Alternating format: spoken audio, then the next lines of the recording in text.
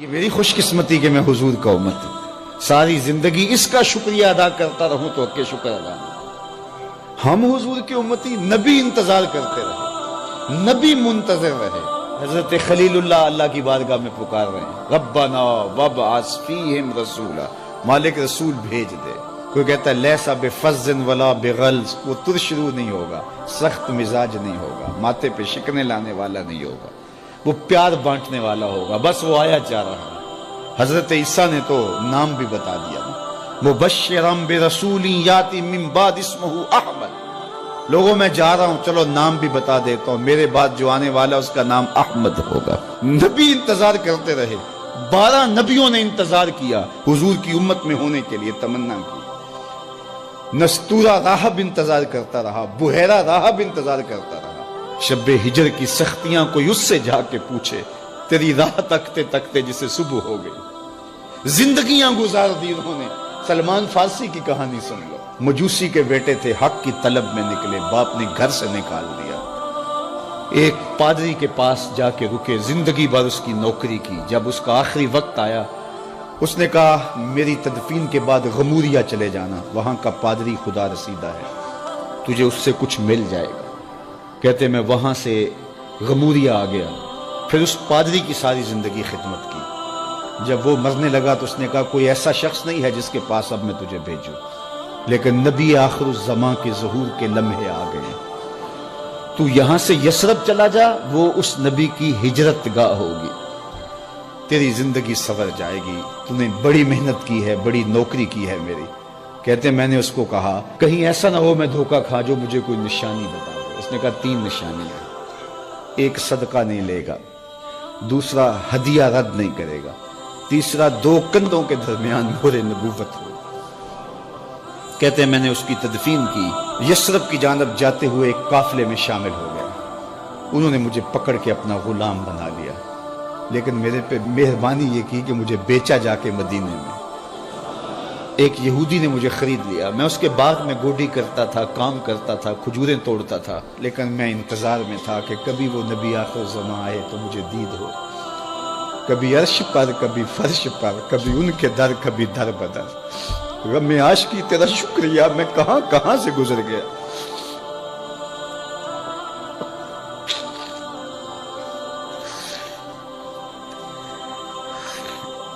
کہتے ہیں ایک دن میں اپنے باغ میں کھجوریں توڑ رہا تھا کہ ہواؤں میں مستی پیدا ہو گئی اور ہر سمت سے طلع البدر علینا کی صدائیں گونجنے لگیں۔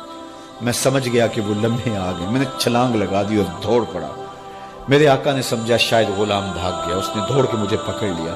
میں نے اس کو کہا کہ میں نوکر تیرا ہی ہوں، لیکن دل نوکر کسی اور کا ہے، میں بھاگوں گا نہیں، مجھے جانے دے۔ میں کچھ کھجوریں لے گیا تھا صدقے کی نیت سے، جا کے حضور کو پیش کی۔ آقا کریم نے فرمایا ہم نبی صدقہ نہیں لیتے۔ کہتے ہیں نشانی ایک پوری ہو گئی۔ کہتے ہیں کہ میں کچھ دنوں کے بعد اور کھجوریں لے گیا اور میری نیت ہدیہ کی تھی، میں نے پیش کی، حضور نے قبول فرما لی، لیکن میں بھی کہتا تھا تیسری نشانی بھی پوری ہو لے تو پھر مانوں گا، اور وہ کیا تھی؟ 2 کندھوں کے درمیان مہر نبوت۔ کہتے ہیں ایک دن حضور میرے باغ میں آئے اور آقا کریم نے اپنے مبارک کندھے پہ چادر رکھی ہوئی تھی اور چادر کی اوٹ میں مہر نبوت چھپی ہوئی تھی، اور میں پیچھے ہو کے دیکھتا تھا، اور میری آرزو یہ تھی کہ کوئی تیز جھونکا ہوا کا آئے اور چادر ہٹ جائے اور میں مہر نبوت کی زیارت کر لوں۔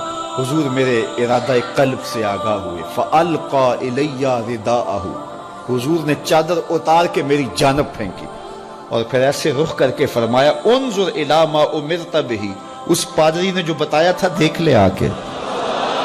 تو کہا میں نے دیکھا کہ حضور کے دو کے درمیان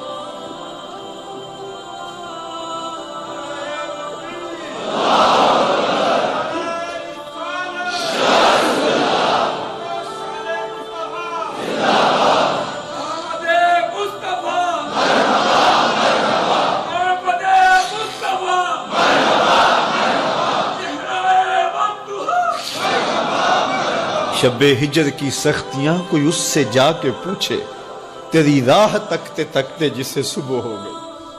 ہم نے تو کوئی انتظار نہیں کیا نا، ہم نے تو کوئی دکھ نہیں سہا، ہم سوئے تھے مقدر جاگ اٹھے. ہمارے والد مسجد سے مولوی صاحب کو بلا لائے. انہوں نے کان میں آ کے کہا مبارک ہو تو حضور کا نوکر بن کے آ رہا.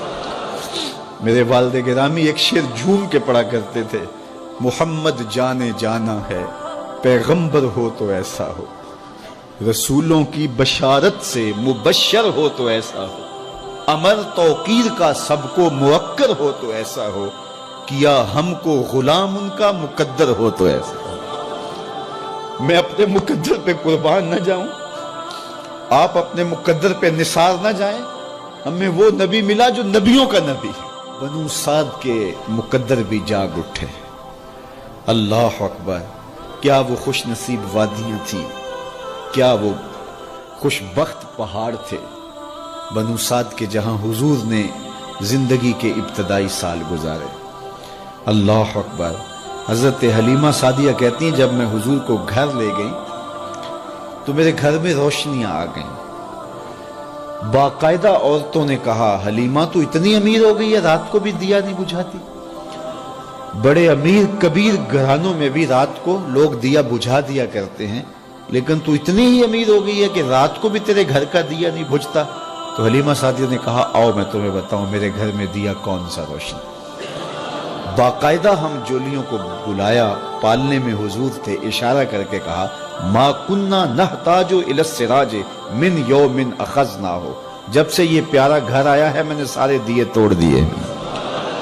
دیے کی ضرورت نہ مشعل کی حاجت, عجب روشنی تو نے پائی حلیمہ, بڑی تو نے توقیر پائی حلیمہ, بنی تو محمد کی دائی حلیمہ. کہا ما کننا نحتاج الی السراج من یوم اخذناہ, جب سے یہ پیارا گھر میں آیا ہے میں نے سارے دیے توڑ دیے. جہاں روشنی چاہیے ہوتی ہے حضور کو اٹھا کے اس کمرے میں لے جاتے ہیں, وہاں انوار پھیل جاتے ہیں, روشنیاں پھیل جاتی ہیں. کیسے اجالے پھیلے, کیسی روشنیاں پھیلیں. حلیمہ دا چھپر کھجوری دے تھلے, حوراں وچھالے نوری مسلے, فرش تو عرش تک پہ گئی دہائی, حلیمہ نے لٹ لئی خدا دی خدائی. اللہ اکبر. وہ سارا دن تو صحراؤں میں گھوم لیتی تھی, اسے جب بھوک لگتی تھی لبوں کو چوم لیتی تھی. بخت جاگے حلیمہ سعدیہ کے حضور ان کے گھر آئے. اللہ اکبر. جدھر سے گزرتے گئے نور پھیلتا گیا, انوار پھیلتے گئے.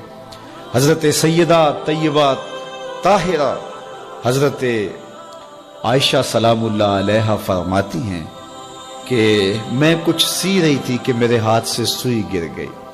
اب حضور کے گھر میں دیے میں جلانے کے لیے تیل بھی نہیں تھا. میں پریشان تھی, سوئی گر گئی. اتنے میں حضور تشریف لائے. حضور مسکرائے, کہتی ہے میں نے گمی ہوئی سوئی تلاش کر لی. اللہ اکبر. تو یہ روشنی تھی, یہ انوار تھے. اللہ اکبر. اذا ضحک یتلالع فی الجدر, جب حضور مسکراتے تھے سامنے والی دیواروں پہ عکس پڑتا تھا. اللہ اکبر. جب مسکراتے تھے نور پھیل جاتا تھا. اذا تکلم رؤیا کالنور یخرج من بین ثنایاہ, حضور کے سامنے والے دانتوں میں ہلکا سا فاصلہ تھا, اور جب آقا کریم گفتگو کرتے تھے وہاں سے نور کی کرنیں چھن چھن کے نکلتی تھیں, انوار پھیل جاتے تھے. ایسا نوری ماحول, ایسا نورانی چہرہ. حضرت ابو ہریرہ بولے کل قمر لیلۃ البدر لم ارى قبلہ ولا بعدہ مثلہ. کیا پوچھتے ہو, 14ویں رات کا چمکتا ہوا چاند تھے میرے حضور. پھر کہا نہیں نہیں نہیں, حضور جیسا نہ پہلے دیکھا نہ بعد میں دیکھا. حضرت حسان بن ثابت پاس کھڑے تھے. کہا دیکھتے کیسے, کسی ماں نے جنم دیا ہوتا تو دیکھتے. خدا نے وہ سچائی پن چھڑیا جدے وچ محمد نو ٹالیا سی. حسینہ جمیلہ دا منہ موڑ دیتا, محمد بنا کے قلم توڑ دیتا. مثل او در عالم امکان متصور نیست. حضرت شیخ مجدد کہتے ہیں حضور کی مثل بزم عالم میں ممکن ہی نہیں ہے, ہو ہی نہیں سکتا. اور اقبال کا لہجہ بھی دیکھیے, رخ مصطفیٰ ہے وہ آئینہ کہ اب اس سا دوسرا آئینہ, نہ کسی کی بزم خیال میں نہ دکان آئینہ ساز میں. تو وہ پیکر تراشا, وہ پیکر تراشا, مکھ چند بدرشا شانی ہے, متھے چمک دی لاٹ نورانی ہے, کالی زلف تیک مستانی ہے, مخمور رکھی ہند مد بھری. کیسا جمال دیا, کیسا حسن دیا.